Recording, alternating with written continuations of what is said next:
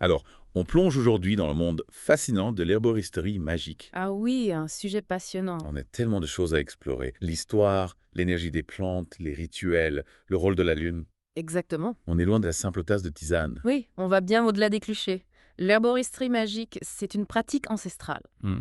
basée sur une profonde connaissance des plantes et de leurs énergies subtiles. Cette idée de l'énergie des plantes m'intrigue. Oh oui. De quoi part-on exactement? Imaginez les mages de l'Antiquité, les druides, les chamans. Pour eux, les plantes, c'était bien plus que de simples remèdes. D'accord. Ils utilisaient des fumigations pour purifier, des breuvages pour ouvrir la conscience, des lotions pour se protéger. Ils percevaient les plantes comme des êtres vivants dotés d'une vibration particulière. C'est vrai que les druides et le gui, ça nous parle encore aujourd'hui. Absolument. Il y avait tout un cérémonial autour de cette plante, non? Oui, la cueillette du gui sur le chêne, c'était un acte sacré, pratiqué avec un grand respect. Oui. On reconnaissait la puissance de la nature, on l'honorait, à travers des rituels très précis. Et ces traditions ont survécu jusqu'à aujourd'hui. Oui, parfois de manière secrète, à travers des grimoires, des traditions orales, des textes ésotériques. On est loin des tisanes relaxantes, là. Oui, tout à fait. Mais du coup, cette idée d'une vibration propre à chaque plante, Oui, c'est un peu mystique, non? c'est une vision ésotérique, oui. On considère que chaque plante a une âme, une énergie unique, Hmm. qui se manifeste à travers son parfum, sa forme, sa couleur, ses affinités avec les éléments. D'accord. Prenez la sauge, par exemple, on la connaît pour ses propriétés aromatiques, Oui. mais elle est aussi réputée pour purifier les énergies négatives. Ah, la sauge, j'en ai entendu parler pour les fumigations. Oui, On brûle les feuilles pour nettoyer un espace. exactement. C'est une pratique très ancienne, présente dans de nombreuses cultures. On utilise la sauge blanche, notamment dans les traditions amérindiennes. Et puis, il y a le romarin, souvent associé à la protection et à la clarté mentale. Ah On oui. le plaçait même sous l'oreiller pour chasser les mauvais rêves et stimuler la mémoire. Donc on choisit les plantes en fonction de leurs propriétés énergétiques pour un usage précis. Oui. Un peu comme on choisirait une pierre en lithothérapie. C'est une bonne comparaison. L'important, c'est de toujours aborder les plantes avec respect, gratitude et humilité. On ne les cueille pas à la légère, sans leur demander la permission, sans les remercier. On dirait qu'il y a une dimension spirituelle importante dans l'herboristerie magique. Tout à fait. L'intention est primordiale. On ne cueille pas une plante avec une intention égoïste ou négative. D'accord. On entre en communion avec elle. Hmm. On lui explique ce qu'on souhaite obtenir. Ah oui. Par exemple, avant de couper un brin de romarin, on peut se recueillir, saluer la plante, exprimer notre intention et la remercier. C'est beau, cette idée de dialogue avec la plante. Mais du coup, si chaque plante a sa propre énergie, ça veut dire qu'il y a des catégories de plantes magiques en fonction de leurs effets. Absolument. On peut les classer en fonction de leurs usages traditionnels D'accord. et de leurs propriétés énergétiques. Par exemple, on a les plantes de purification, comme la sauge, le romarin, le laurier. Le laurier, Oui, c'est pas juste pour parfumer les plats. le laurier est associé au soleil, à la victoire, à la clairvoyance. Ouais. Dans l'Antiquité, on couronnait les poètes et les vainqueurs avec des branches de laurier. On peut brûler ces feuilles pour éloigner la malchance et favoriser la divination. Intéressant. Et pour attirer l'amour, quelle plante peut-on utiliser? Ah, l'amour. La rose, bien sûr, symbole universel de l'amour et de la beauté. Ah oui, On dit qu'elle favorise l'affection, la tendresse. d'accord. On peut utiliser ses pétales en infusion pour apaiser le cœur, stimuler la joie et l'amour de soi. Et le jasmin, il est aussi associé à l'amour. Oui, J'adore son parfum. le jasmin, c'est la reine de la nuit. Son parfum envoûtant ouvre la porte à l'intuition, à l'amour spirituel. On le relie à la lune, à la féminité, au mystère. Imaginez un élixir de jasmin préparé à la pleine lune. Magic. Et la verveine, j'ai lu qu'elle portait chance en amour. Oui, C'est vrai, la verveine est souvent associée à l'inspiration, au charme, à la chance en amour. Elle peut aider à clarifier les relations, à dissiper les doutes et les peurs. On peut la boire en infusion avant un rendez-vous amoureux, par exemple. on note. Et pour la clairvoyance, la connexion spirituelle, Oui. quelle plante utilise-t-on? Il y a l'armoise, bien sûr, qui est réputée pour stimuler les rêves lucides et la divination. D'accord. On dit qu'elle permet de voyager dans les mondes astraux. Les mages et les sorcières l'utilisent depuis des siècles pour se connecter aux autres dimensions. Attention à ne pas faire n'importe quoi avec l'armoise, j'imagine. Tout à fait, il est important de la respecter. de ne pas l'utiliser à la légère. Et puis il y a la lavande, plus douce, associée à la purification, à la tranquillité, à la paix intérieure. D'accord. Elle peut aider à se connecter à ses guides spirituels, à développer son intuition. On peut la porter sur soi. Oui. En sachet, par exemple. Oui, ou la diffuser dans la maison sous forme d'huile essentielle. Elle crée une atmosphère propice à la méditation et à l'introspection. Et puis, il y a l'aubépine, associée aux fées et aux voyages astraux dans la tradition celtique. Elle peut aider à se connecter à son cœur, à sa dimension sacrée et à voyager dans les autres mondes. Waouh, il y a tout un monde à découvrir. Et pour la protection, l'ancrage. Oui. Quelle plante peut-on utiliser? La valériane, par exemple, est connue pour ses propriétés sédatives, mais c'est aussi une puissante plante de protection. D'accord. Son odeur est assez forte, mais c'est justement cette odeur qui éloigne les énergies négatives. On peut l'utiliser en sachet protecteur, la placer sous son oreiller pour éloigner les cauchemars. Et le chêne, cet arbre majestueux, Oui. il a aussi des propriétés magiques. Le chêne est un arbre sacré dans de nombreuses cultures. Il symbolise la force, la stabilité, la longévité. Les druides le vénéraient comme le roi des arbres, reliant le ciel et la terre. On peut porter un morceau de chêne sur soi pour renforcer son ancrage, sa stabilité et sa confiance en soi. Il y a vraiment une plante pour chaque besoin. Oui. Et l'angélique, Oui. qu'en est-il? L'angélique ou herbe des anges est réputée pour éloigner les influences néfastes et renforcer l'aura. On peut la planter près de la maison pour se protéger. D'accord. La porter sur soi en sachet ou la faire macérer dans de l'huile pour créer une huile de protection. On applique cette huile sur la peau. Oui, sur les poignets, le plexus solaire, les chakras. Elle crée une barrière énergétique D'accord. qui nous protège des énergies négatives.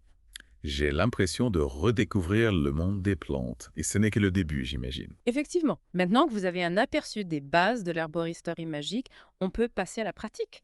Comment créer ses propres rituels, potions, élixirs? Ça vous intéresse? Absolument, c'est là que ça devient vraiment intéressant. On va voir comment on peut utiliser ces plantes magiques au quotidien.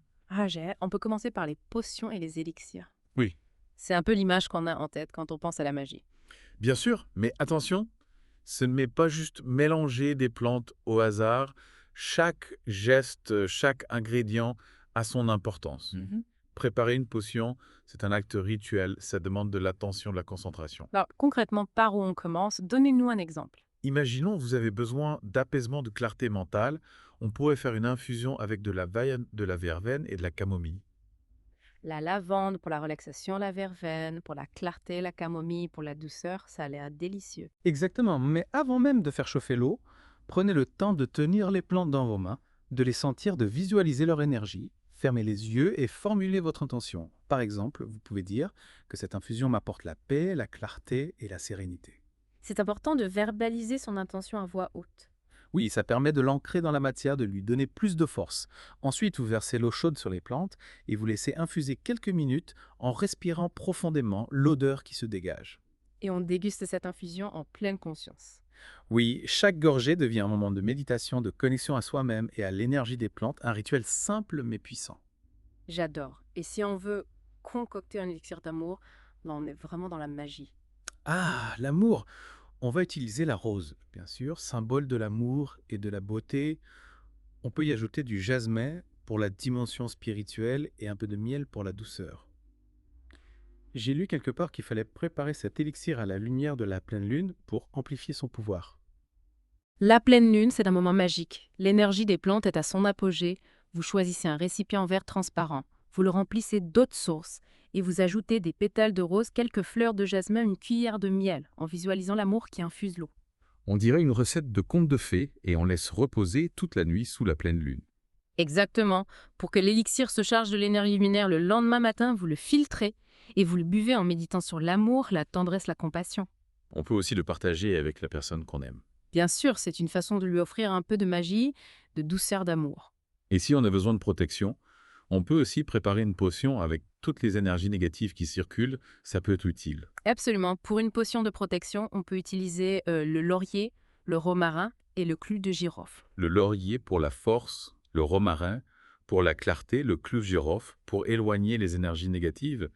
On fait bouillir le tout. Plutôt faire mijoter quelques minutes dans une casserole de frémissante. Et pendant que l'eau chauffe, on récite une formule de protection, par exemple, par ces plantes sacrées. Je me protège de tout mal, je me purifie et je m'engrange dans la lumière. Et visualiser un bouclier de lumière autour de soi. Oui. J'aime beaucoup cette idée. La visualisation, c'est un outil puissant en magie. Une fois que la potion est prête, vous pouvez la boire, l'utiliser pour vous purifier ou la vaporiser dans la maison. Wow, on se croirait dans Harry Potter. Et en plus des potions des élixirs, on peut utiliser les plantes dans d'autres types de rituels. Bien sûr, on peut créer des sachets d'herbes, des fumigations, des huiles d'onction, des bains magiques. Les sachets d'herbes, c'est assez facile à réaliser. J'en ai déjà vu dans des boutiques ésotériques. C'est très simple. Vous choisissez une petite bourse en tissu naturel et vous la remplissez d'herbes en fonction de votre intention, par exemple pour la protection lavande angélique romarin. Et on visualise l'énergie de protection qui imprègne les herbes pendant qu'on les met dans le sachet. Exactement. C'est important de charger le sachet de votre intention. Ensuite, vous fermez la bourse avec un ruban, par exemple, noir pour la protection, et vous la portez sur vous ou vous la placez dans un endroit stratégique. Facile, efficace. Et les fumigations, comment on les réalise? J'avoue que j'ai un peu peur de mettre le feu à la maison. Pas de panique, les fumigations, c'est très simple. Il suffit de brûler des plantes séchées. Dans un récipient résistant à la chaleur, on peut utiliser de l'encens ou des plantes séchées comme la sauge, le romarin, le laurier. On fait le tour de la pièce avec le récipient en main comme un petit encensoir. Oui, on déplace le récipient dans toute la pièce en visualisant la fumée qui purifie l'espace, qui chasse les énergies négatives. On peut aussi réciter une prière, un mantra, demander aux plantes de purifier le lieu, d'apporter la paix, l'harmonie, la lumière. C'est beau cette idée de purifier son espace avec les plantes. Et pour fabriquer une huile d'onction, on fait comment? On prend une huile végétale, par exemple de l'huile d'olive, d'amande douce ou de jojoba, et on y fait macérer des plantes pendant plusieurs semaines. Ensuite, on filtre l'huile et on la conserve dans un flacon opaque. On peut utiliser cette huile pour se masser, pour parfumer sa peau. Oui, on peut l'utiliser pour se masser, pour rendre des bougies, des talismans, des objets sacrés. C'est une façon de se connecter à l'énergie des plantes, de bénéficier de leurs propriétés magiques. Et les bains magiques, ça me tente bien. J'adore prendre des bains. Les bains magiques, c'est un vrai moment de détente et de purification. Vous faites chauffer de l'eau et vous ajoutez des plantes, des fleurs, des huiles essentielles en fonction de votre intention. Par exemple, pour un bain relaxant, lavande, camomille, tilleul. On reste dans le bain aussi longtemps qu'on veut. Autant de temps que vous le souhaitez, l'important, c'est de se détendre, de respirer profondément, de visualiser les plantes qui purifient votre corps et votre esprit. Une expérience sensorielle et énergétique très puissante. Je note, c'est vraiment génial.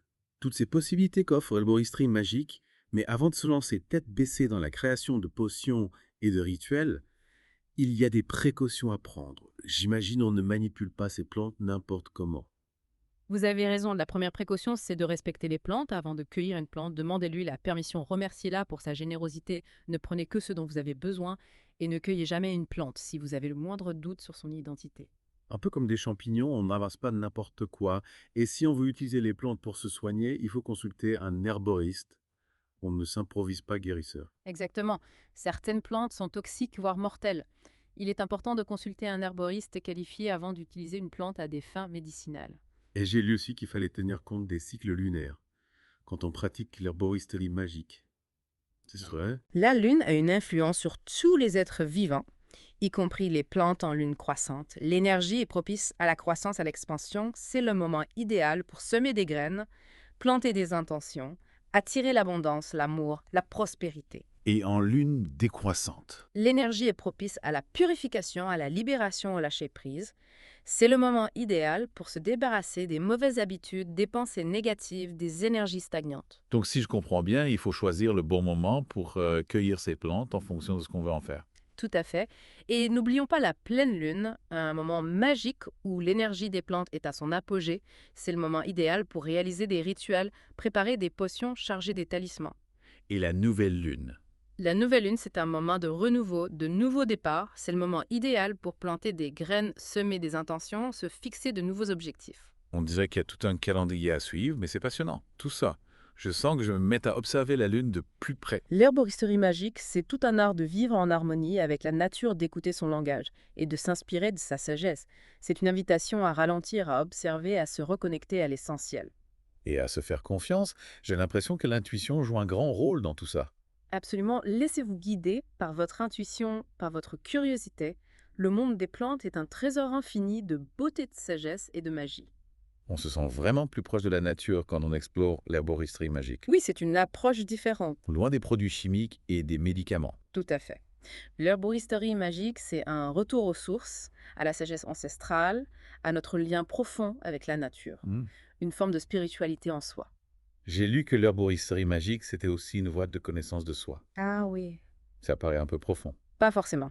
En travaillant avec les plantes, on apprend à les observer, à les écouter, à les respecter. Et en faisant ça, on apprend aussi à s'observer soi-même, à écouter son intuition, à respecter ses propres rythmes. Donc les plantes deviennent nos guides, nos alliés sur le chemin de la découverte de soi. Exactement. C'est une belle image. Elles nous enseignent la patience, l'écoute, le respect. Elles nous rappellent que nous faisons partie d'un tout, que nous sommes interconnectés. C'est une philosophie de vie. Mais concrètement, comment intégrer l'herboristerie magique dans notre quotidien? Oui. On n'a pas tous la possibilité de vivre en ermite au milieu des bois. Vous pouvez créer un petit hôtel dédié à la nature chez vous, D'accord? avec des plantes, des cristaux, des objets qui vous inspirent. Mhm. Un espace sacré pour vous recueillir, méditer, vous connecter à l'énergie des plantes. Un hôtel, c'est comme un petit sanctuaire personnel. Exactement. Vous pouvez y déposer des offrandes, des fleurs, des fruits, des graines, des pierres.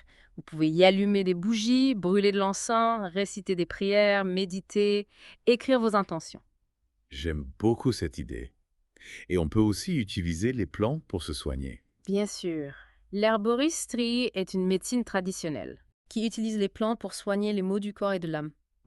Mais attention, il est important de bien se renseigner avant d'utiliser une plante à des fins thérapeutiques. On ne s'improvise pas guérisseur, on est bien d'accord. Il vaut mieux consulter un herboriste qualifié si on a un problème de santé. Tout à fait. Un herboriste pourra vous conseiller les plantes les plus adaptées. Et si on veut juste se faire plaisir, se détendre, se parfumer avec des plantes, Oui, on a le droit. bien sûr. Il existe une multitude de plantes aromatiques et médicinales que vous pouvez cultiver chez vous ou acheter en herboristerie. Vous pouvez les utiliser pour préparer des infusions, des tisanes, des huiles essentielles et cosmétiques naturels. Une invitation à explorer le monde des plantes. Découvrir leurs propriétés, leurs saveurs, leurs parfums. Oui. Un vrai voyage sensoriel. Laissez-vous guider par votre intuition, votre curiosité. Le monde des plantes est un trésor infini de beauté, de sagesse et de magie. Merci beaucoup pour toutes ces informations passionnantes. J'ai l'impression d'avoir ouvert une nouvelle porte. Un nouveau monde s'offre à moi. Le monde de l'herboristerie magique est vaste et fascinant. N'hésitez pas à l'explorer, à expérimenter et à créer votre propre relation avec les plantes. C'est ce que je vais faire. Merci encore pour ce voyage initiatique au cœur de l'herboristerie magique. Au plaisir. Et n'oubliez jamais, la nature est notre plus grand allié, notre plus grande source d'inspiration. Si vous avez aimé, abonnez-vous à la chaîne et n'oubliez pas de cliquer sur la cloche pour ne rater aucune notification. Vous pouvez également nous suivre sur Facebook et X pour plus de contenu exclusif. Et pour aller encore plus loin dans votre voyage spirituel, visitez cielcristallin.com, où vous trouverez des articles, des guides et bien plus encore pour nourrir votre chemin intérieur. À très bientôt chez les éclaireurs.